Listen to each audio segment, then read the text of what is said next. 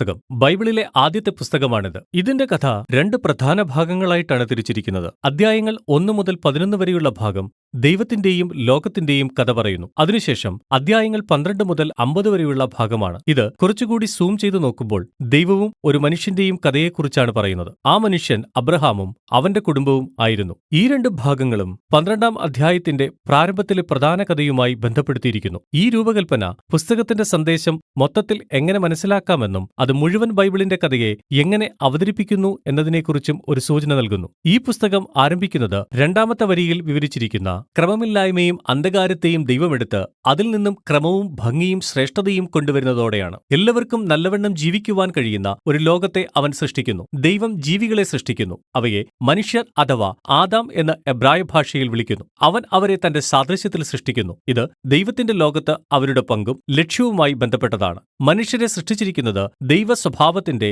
ലോകത്തിലെ പ്രതിബിംബങ്ങളായിട്ടാണ്. അവരെ നിയമിച്ചിരിക്കുന്നത് ദൈവത്തിന്റെ പ്രതിനിധികളായാണ്. അവന് പകരമായി നിന്ന് ലോകത്തെ ഭരിക്കുവാനായാണിത്. സന്ദർഭത്തിൽ അതിന്റെ അർത്ഥം അതിന്റെ എല്ലാ സാധ്യതകളെയും പരമാവധി പ്രയോജനപ്പെടുത്തുകയും അതിനെ പരിപാലിക്കുകയും എല്ലാവർക്കും നല്ലവണ്ണം ജീവിക്കുവാൻ കഴിയുന്ന ഒരു സ്ഥലമാക്കുകയും ചെയ്യുക എന്നതാണ്.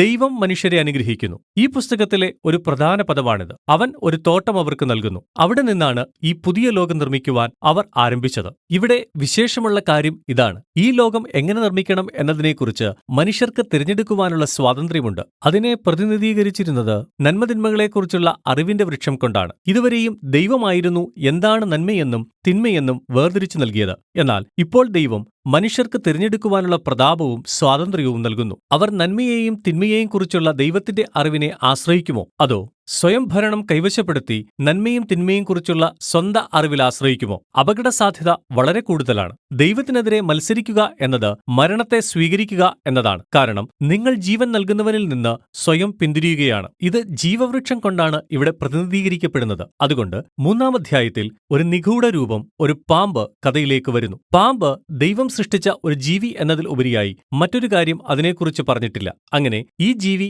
ദൈവത്തിനെതിരെ മത്സരത്തിലാണെന്ന് വ്യക്തമാകുന്നു. അത് മനുഷ്യരെ മത്സരത്തിലേക്കും അവരുടെ മരണത്തിലേക്ക് നയിക്കുവാൻ ആഗ്രഹിക്കുന്നു. പാമ്പ് വൃക്ഷത്തെയും അവർക്ക് തിരഞ്ഞെടുക്കുവാനുള്ള സ്വാതന്ത്ര്യത്തെയും കുറിച്ച് വ്യത്യസ്തമായ ഒരു കഥ പറയുന്നു. നന്മതിന്മകളെക്കുറിച്ചുള്ള ജ്ഞാനം കൈവശമാക്കുന്നത് മരണം കൊണ്ടുവരില്ല എന്നും മറിച്ച് അത് ജീവനിലേക്കുള്ള വഴിയാണെന്നും ദൈവത്തെ പോലെ ആയിത്തീരുമെന്നും അത് പറയുന്നു. ഇപ്പോൾ ഇതിന്റെ വിരോധാഭാസം പരിതാപകരമാണ്. കാരണം നമുക്കറിയാം, മനുഷ്യർ മുമ്പേ തന്നെ ദൈവത്തെ പോലെയായിരുന്നു. അവർ സൃഷ്ടിക്കപ്പെട്ടത് ദൈവത്തിന്റെ സാദൃശ്യം പ്രതിഫലിപ്പിക്കുവാനാണ്. എന്നാൽ ദൈവത്തിൽ ആശ്രയിക്കുന്നതിനു പകരം മനുഷ്യർ സ്വയം ഭരണം പിടിച്ചെടുക്കുന്നു. അവർ നന്മതിന്മകളെക്കുറിച്ചുള്ള ജ്ഞാനം സ്വയം ഗ്രഹിക്കുന്നു. അപ്പോൾ ഉടൻ തന്നെ മുഴുവൻ കഥയും ഇവിടെ വെച്ച് കൈവിട്ടു പോകുന്നു. ഇതുമൂലമുണ്ടാകുന്ന ആദ്യത്തെ ദുരന്തം മനുഷ്യബന്ധങ്ങളുടെ മേലാണ്. പുരുഷനും സ്ത്രീയും വേഗത്തിൽ തങ്ങൾ എത്രമാത്രം സ്ഥിരതയില്ലാത്തവരാണെന്ന് മനസ്സിലാക്കുന്നു. ഇപ്പോൾ അവർക്ക് പരസ്പരം വിശ്വസിക്കുവാൻ പോലും കഴിയുന്നില്ല. അതിനാൽ അവർ വസ്ത്രമുണ്ടാക്കി അവരുടെ ശരീരങ്ങളെ ഒരുവനിൽ നിന്നും ഒരുവൻ മറയ്ക്കുന്നു. രണ്ടാമതായി ഉണ്ടായ ദുരന്തം ദൈവത്തിനും മനുഷ്യർക്കുമിടയിൽ ഉണ്ടായിരുന്ന ആ സ്നേഹബന്ധം അവർക്ക് നഷ്ടപ്പെട്ടു. അവർ ദൈവത്തിൽ നിന്നും ഓടി ഒളിക്കുന്നു. പിന്നീട്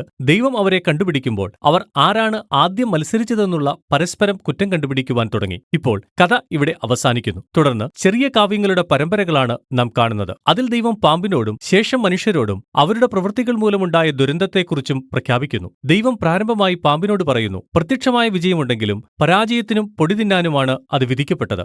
ദൈവം ഇപ്രകാരം വാഗ്ദത്തം ചെയ്യുന്നു: ഒരു ദിവസം ഒരു വിത്ത് അഥവാ സന്തതി സ്ത്രീയിൽ നിന്നും ഉത്ഭവിക്കും. അവൻ പാമ്പിന്റെ തലയെ തകർക്കുവാൻ പോകുന്നു. അതൊരു മഹത്തായ വാർത്തയാണ്. എന്നാൽ ഈ വിജയം വരുന്നത് ഒരു വില കൊടുക്കലിലൂടെയാണ്. കാരണം പാമ്പ് തകർക്കപ്പെടുമ്പോൾ തന്നെ അവനും സന്തതിയുടെ ഉപ്പുകുറ്റി തകർക്കും. ഇത് മുറിവേറ്റ ജിയാളിയുടെ ഒരു രഹസ്യം നിറഞ്ഞ വാഗ്ദത്തമാണ്. എന്നാൽ ഇതുവരെയുള്ള കഥയുടെ ഒഴുക്കിൽ ഇത് ദൈവകൃപയുടെ ഒരു പ്രവൃത്തിയാണെന്ന് നിങ്ങൾക്ക് കാണുവാൻ കഴിയും. മനുഷ്യർ ദൈവത്തിനെതിരെ മത്സരിച്ചു. എന്നാൽ ദൈവം എന്താണ് ചെയ്യുന്നത്? അവൻ അവരെ മോചിപ്പിക്കുവാനായി വാഗ്ദത്തം ചെയ്യുന്നു. എന്നാൽ ഇത് മനുഷ്യരുടെ തീരുമാനം കാരണമുണ്ടായ ദുരന്തങ്ങൾ മായ്ച്ചു കളയുന്നില്ല. ദൈവം അവരെ ഇപ്രകാരം അറിയിക്കുന്നു: ഇനിയുള്ള അവരുടെ ഒരുമിച്ചുള്ള ജീവിതത്തിലെ എല്ലാ കാര്യങ്ങളിലും അവരുടെ മത്സരം കാരണം ദുഃഖവും വേദനയും നിറഞ്ഞതാകാൻ പോകുന്നു. ഇവയെല്ലാം അവരുടെ മരണത്തിലേക്ക് നയിക്കുന്നു. ഇവിടെ നിന്നും പിന്നീട് കഥ താഴേക്കുള്ള ചുഴിയിലേക്കാണ് പോകുന്നത്. 3 മുതൽ 11 വരെയുള്ള അധ്യായങ്ങളിൽ ഒന്നിനു പുറകെ ഒന്നൊന്നായി ഉണ്ടാകുന്ന മത്സരവും എല്ലാ തലത്തിലും തകരുന്ന മനുഷ്യബന്ധങ്ങളെയും കാണുന്നു. അവിടെ 2 സഹോദരന്മാരുടെ കഥയുണ്ട്, കായീന്റെയും ഹാബേലിന്റെയും. കായീന് തന്റെ സഹോദരനോട് വളരെ അസൂയയുണ്ട്. അവനെ കൊല്ലുവാൻ അവൻ ആഗ്രഹിക്കുന്നു. ഈ പ്രലോഭനത്തിൽ വീഴരുതെന്ന് ദൈവം അവന് മുന്നറിയിപ്പ് നൽകുന്നു. എങ്കിലും അവൻ വീണുപോകുന്നു.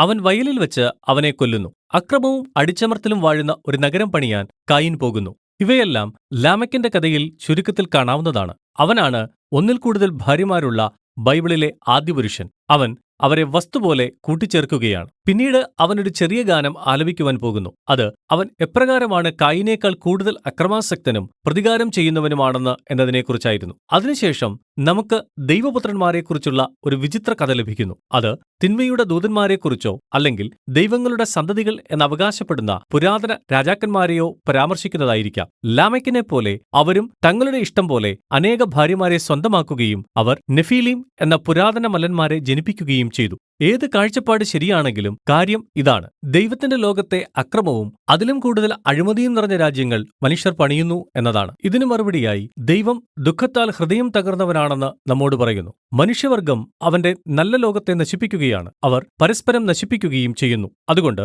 തന്റെ ലോകത്തിന്റെ നന്മയെ സംരക്ഷിക്കുവാനുള്ള തീക്ഷ്ണത കാരണം അവൻ അതിനെ ഒരു ജലപ്രളയം കൊണ്ട് മനുഷ്യരാശിയുടെ തിന്മയെ പൂർണ്ണമായും കഴുകിക്കളയുന്നു. എന്നാൽ അവൻ നിർദോഷിയായ ഒരു മനുഷ്യനെ സംരക്ഷിക്കുന്നു, നോഹയെയും അവന്റെ കുടുംബത്തെയും. അവനെ ഒരു പുതിയ ആദാമായി അധികാരപ്പെടുത്തുന്നു. അവൻ ദൈവിക അനുഗ്രഹത്തെ ആവർത്തിച്ച് അവനെ ലോകത്തിലേക്ക് ഇറങ്ങുവാൻ അധികാരപ്പെടുത്തുന്നു. അതുകൊണ്ട് ഇപ്പോൾ നമ്മുടെ പ്രതീക്ഷകൾ വളരെ ഉയരത്തിലാണ്. എന്നാൽ പിന്നീട് നോഹയും പരാജയപ്പെടുന്നു. ഇതും ഒരു തോട്ടത്തിലായിരുന്നു. അവൻ പോയി ഒരു മുന്തിരിത്തോട്ടം നട്ടുപിടിപ്പിക്കുകയും കുടിച്ച് മത്തനായി തീരുകയും ചെയ്യുന്നു. പിന്നീട് അവന്റെ പുത്രന്മാരിൽ ഒരുവനായ ഹാം വളരെ അപമാനകരമായ ഒരു കാര്യം തന്റെ പിതാവിനോട് കൂടാരത്തിൽ വെച്ച് ചെയ്യുന്നു. അങ്ങനെ ഇവിടെ നമ്മുടെ പുതിയ ആദാം നഗ്നനും ലജ്ജിതനുമാകുന്നു, ആദ്യത്തവനെ പോലെ തന്നെ. അങ്ങനെ താഴേക്കുള്ള ചുഴലി വീണ്ടും ആരംഭിക്കുന്നു. ഇവയെല്ലാം ബാബിലോൺ പട്ടണത്തിന് അടിസ്ഥാനമിടുന്നതിലേക്ക് നയിക്കുന്നു. പുരാതന മെസപ്പൊട്ടോമിയയിലെ ജനങ്ങൾ അവർക്കുണ്ടായിരുന്ന പുതിയ സാങ്കേതിക വിദ്യയായ ഇഷ്ടികയ്ക്ക് ചുറ്റും കൂടി. ഇപ്പോൾ അവർക്ക് പട്ടണങ്ങളും ഗോപുരങ്ങളും ആരും ഇതുവരെ ചെയ്യാത്തത്ര വലുപ്പത്തിലും വേഗത്തിലും പണിയുവാൻ കഴിയും. അവർക്ക് ദേവന്മാരിലേക്കെത്തുന്ന ഒരു പുതിയ തരം ഗോപുരം പണിയാനും തങ്ങൾക്ക് ഒരു പേര് ഉണ്ടാക്കാനും അവർ ആഗ്രഹിച്ചു. ഇത് മനുഷ്യ മത്സരത്തിന്റെയും അഹങ്കാരത്തിന്റെയും ഒരു സാദൃശ്യമാണ്. ഇത് തോട്ടത്തിലെ അതേ മത്സരമാണ്, ഇപ്പോൾ വർദ്ധിച്ചിരിക്കുന്നു. അതുകൊണ്ട് ദൈവം അവരുടെ അഹങ്കാരത്തെ താഴ്ത്തി അവരെ ചിതറിച്ചു കളയുന്നു. ഇപ്പോൾ ഇത് പലതരത്തിലുള്ള കഥകളാണ്, എന്നാൽ അവയെല്ലാം അതേ അടിസ്ഥാന വിഷയത്തെയാണ് വിവരിക്കുന്നത്. ദൈവം മനുഷ്യർക്ക് അവന്റെ ലോകത്തിൽ ശരിയായ കാര്യങ്ങളെ ചെയ്യുവാനുള്ള അവസരം നൽകിക്കൊണ്ടിരിക്കുന്നു. എന്നാൽ മനുഷ്യർ അതിനെ നശിപ്പിച്ചുകൊണ്ടിരിക്കുന്നു. നമ്മൾ മോശമാക്കിയ നല്ല ലോകത്തിലാണ് നമ്മൾ ജീവിക്കുന്നതെന്ന് ഈ കഥകൾ അവകാശപ്പെടുന്നു. നാം എല്ലാവരും നന്മയും തിന്മയും കുറിച്ചുള്ള നമ്മുടെ അറിവിൽ ആശ്രയിക്കുവാൻ തിരഞ്ഞെടുത്തു. അതുകൊണ്ട് നാം എല്ലാവരും തകർന്ന ബന്ധങ്ങളുടെ ഈ ലോകത്തിന് സംഭാവന ചെയ്യുന്നു. അത് കലഹങ്ങളിലേക്കും അക്രമങ്ങളിലേക്കും അവസാനം മരണത്തിലേക്കും നയിക്കുന്നു. എന്നാൽ പ്രത്യാശയുണ്ട്. ദൈവം ഇപ്രകാരം വാഗ്ദത്തം ചെയ്തു: ഒരു ദിവസം സന്തതി അഥവാ മുറിവേറ്റ ജിയാളി വരികയും തിന്മയെ അതിന്റെ ഉറവിടത്തിൽ നിന്നും പരാജയപ്പെടുത്തുകയും ചെയ്യും. അതുകൊണ്ട് മനുഷ്യരുടെ തിന്മയിലും ദൈവം ലോകത്തെ അനുഗ്രഹിക്കുവാനും രക്ഷിക്കുവാനും തീരുമാനിച്ചിരിക്കുന്നു. അപ്പോൾ വലിയ ചോദ്യം ഇതാണ്: ദൈവം ഇനി എന്താണ് ചെയ്യുവാൻ